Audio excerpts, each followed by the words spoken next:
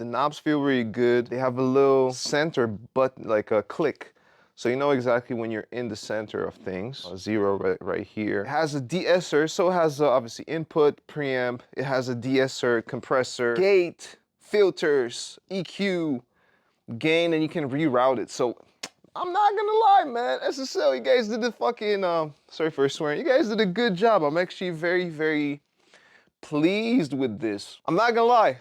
I might have to scoop a couple of those, maybe like 8 at some point, and just make my little SSL console and just patch it in with Sigma and make some cool things. I used to have the SSL Alpha link, Alpha channel. I had 2 of those. One of them I sold, and one of them technically I still have, but the guys that I lent it to just got MIA on me and they're not replying to me, so it's not a good looks, you know, but this is what happens when you treat people well. Sometimes people just take advantage, but it is what it is. I've recorded a lot of songs on Alpha channel, and it's been my preamp I've had it for like 10 years, 15 years. I had it for a long time, man.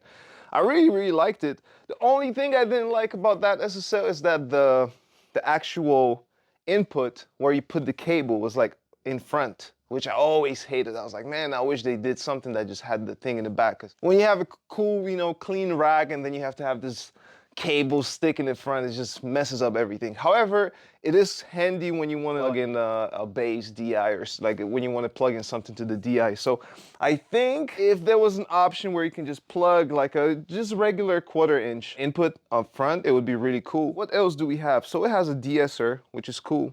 Having de-esser on the channel strip is gonna come handy. It has gate, yeah, it has everything. And one thing I really, really gotta give to SSL, man, the buttons and knobs just feel great. It's a 10 out of 10 experience. And when it comes to gear, I'm a very, very specific type of person. I want to make sure that it feels good. I think it's around $2,000 USD, which is around $3,000 Canadian, because our dollar is shit. $27.99 plus tax, so with tax and everything is going to be like a little bit over $3,000. I think $3,100, I believe. So it's, I would say, considering how much everything is nowadays when it comes to gear, it's not that expensive, and it's kind of wild to say that $3,000 is not that expensive, but you know, considering things like a Shelfer channel, which is basically double the price. I mean, even Manly core, I think Manly is around 4,500 brand new. You can get it used for 3,000 Canadian. So I would say it's not that